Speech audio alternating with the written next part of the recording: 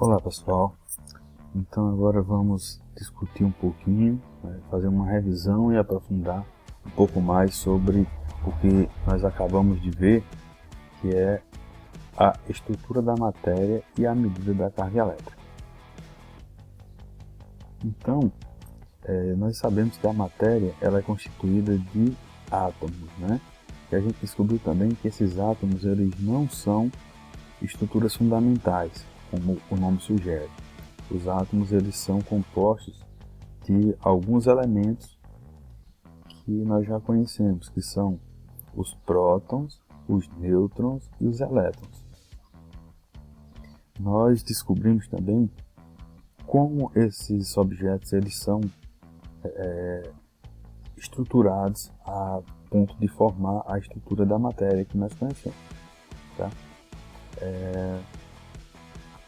De uma forma bem sucinta, a gente sabe que os objetos eles possuem uma característica inerente que é a carga elétrica.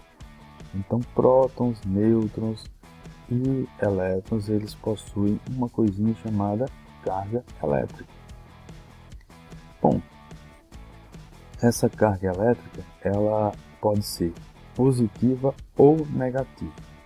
A carga dos elétrons elas são cargas negativas. As cargas dos prótons são cargas positivas e os nêutrons, por sua vez, não possuem carga elétrica. Como é que a gente sabe se um corpo ele está eletrizado ou não? Então, para um corpo ele estar eletrizado, ele precisa ter ou o excesso ou a falta de elétrons. Se ele tiver um excesso de elétrons, então esse corpo tem carga negativa. Se ele tiver uma falta de elétrons, implica que ele vai ter um número maior de prótons. Consequentemente, ele vai ter uma carga positiva. Se esses números forem iguais, esse objeto estará neutro. Então, o que é eletrização? Eletrização é quando há uma diferença no número de prótons e de elétrons de um corpo. Então, se o corpo ele tem um número maior de elétrons, ele tem carga negativa. Se ele tem um número menor de elétrons, ele tem carga positiva. Se ele tem o número de elétrons igual ao número de prótons, então, nesse caso, ele não está eletrizado e damos a ele o nome de corpo neutro. A unidade de medida da carga elétrica é uma unidade chamada Coulomb, tá? Simbolizado pela letrinha C. Tá? Essa é a unidade no Sistema Internacional de Unidade de Medidas. Nós sabemos também que se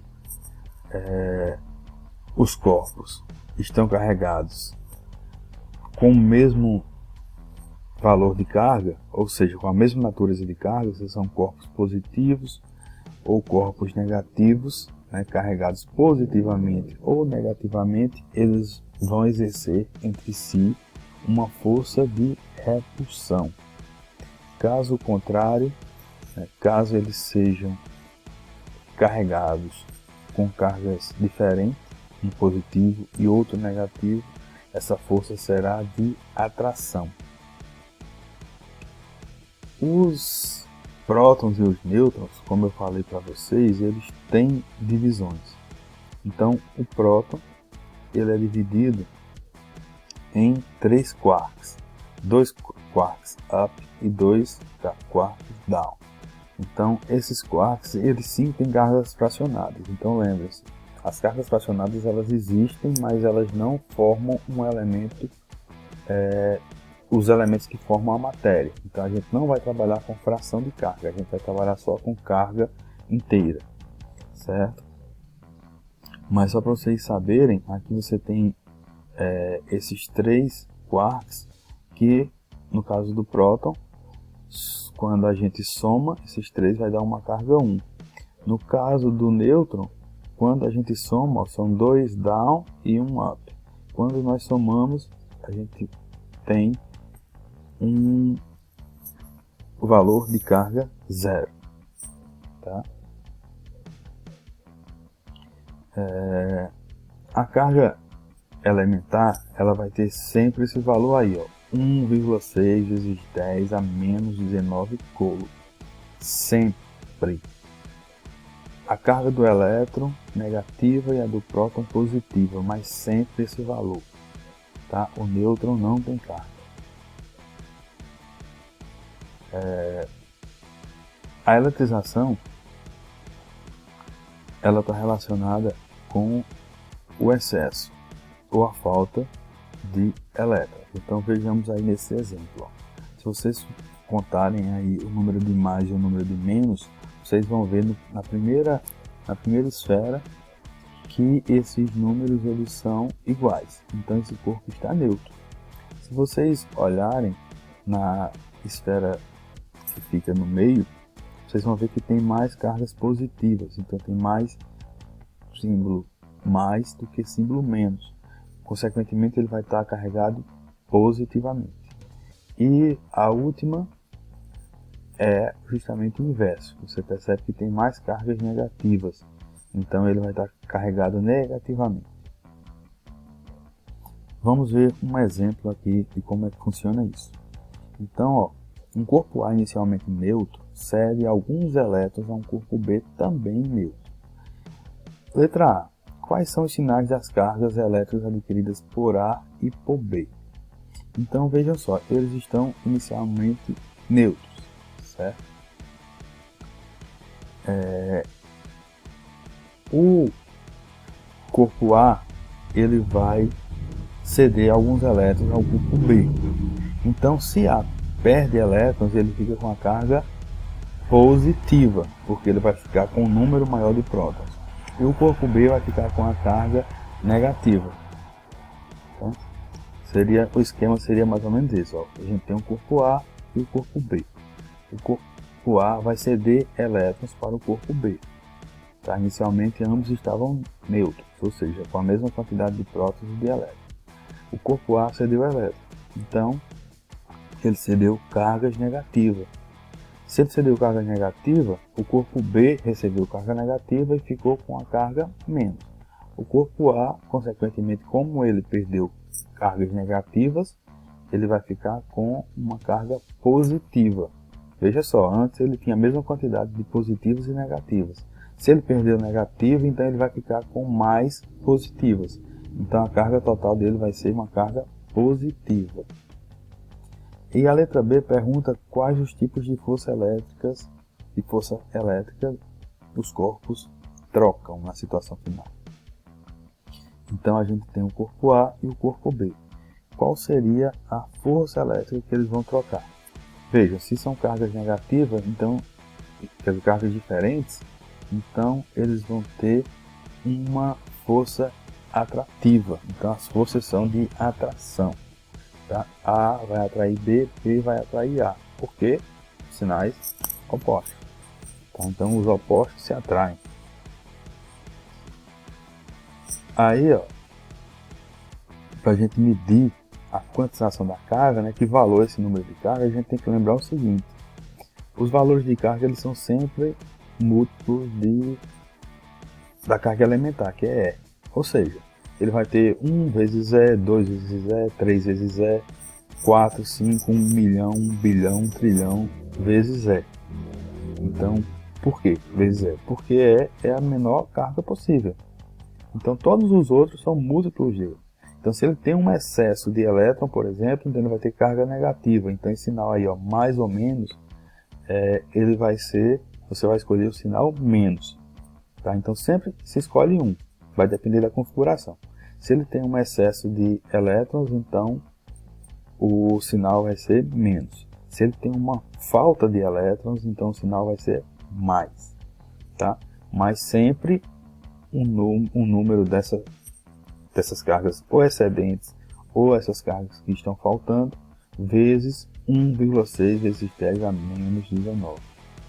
Vamos ver aqui um exemplo.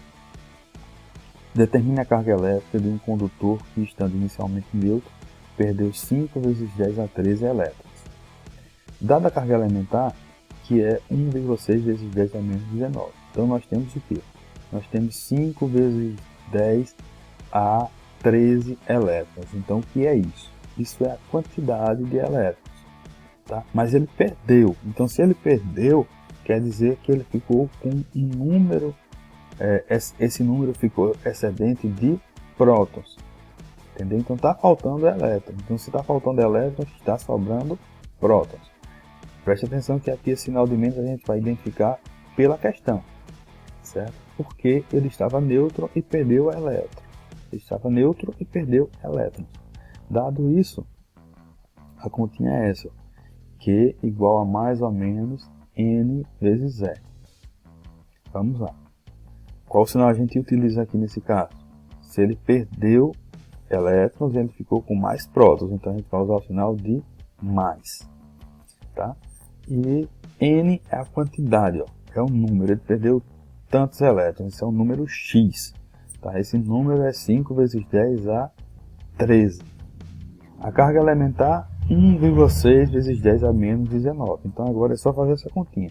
Lembre-se, essa continha que a gente faz é só pegar, multiplicar separadamente os números que não tem potência. Tá? Então eu faço 5 vezes 1,6. E as potências de 10 eu repito e somo os expoentes. Então vai ser assim, ó. 5 vezes 1,6, tá? São os números que estão multiplicando.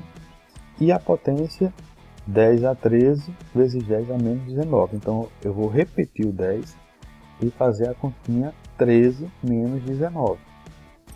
Tá? Essa continha vai me dar 8 vezes 10 a menos 6. Relembrando que menos 6, 10 elevado a menos 6, simboliza a quantidade de micro. Lembre-se, micro é um número, esse número é 10 a menos 6. Certo? Então, essa potência pode ser substituída por esse símbolozinho aí, que é a letra grega mi, né? Que simboliza o micro, tá bom? Então aí é 8 microcoulomb, certo? No caso, 8 vezes 10 a menos 6 estaria correto também, mas o X da questão é que várias questões de prova, de Enem, elas não deixam claro, não deixam explícito, tá isso? Mas colocam esse micro no valor final. Então você chega lá, é uma questão de múltipla escolha, você vai fazer a continha, aí vai ter, por exemplo, 8 microcoulomb, 8 nanocoulomb e 8 milicoulomb, por exemplo. Aí você vai ter que saber que 10 a menos 6 é micro, tá? Bom, pessoal, então essa última questão aí, esse último exemplo que eu deixo para vocês é o seguinte, ó. A gente vai determinar, né, o número de elétrons que esse corpo precisa para ficar com a carga de menos 1 coulomb, certo? Então, a questão pede para você descobrir o valor de N. A fórmula é a mesma, tá? Então a fórmula é essa, Q igual a mais ou menos N vezes E. Como ele vai receber elétrons, então o valor que eu vou usar vai ser o negativo. Tá? Então é só substituir os valores. Aí eu vou ter menos 1 coulomb, N vezes menos 1,6 a menos 19, vezes 10 a menos 19. Feito isso, o que está multiplicando eu passo dividindo, ó, né? Corto os sinais de menos, corto o símbolo de Coulomb, né? Vai ficar 1 dividido por 1,6 vezes 10 a mais 19. Por que mais 19? Porque o 19 estava embaixo negativa, era 10 a menos 19, então ele sobe positivo, tá? Só trocar o sinal. Daí a gente vai ter esse resultado aí, que, deixando em notação científica, vai ser 6,25 vezes 10 a menos 18. Tá? Então vocês podem rever isso aí passo a passo, pausando o vídeo, para que vocês compreendam como é que é feita essa conta, e qualquer dúvida é só me mandar aí no grupo, tá? No grupo de física do WhatsApp. Então um abraço a todos e estamos aí, tá? Por meio disso aqui vocês vão resolver uma pequena lista de exercícios que eu passei para vocês. Abraço.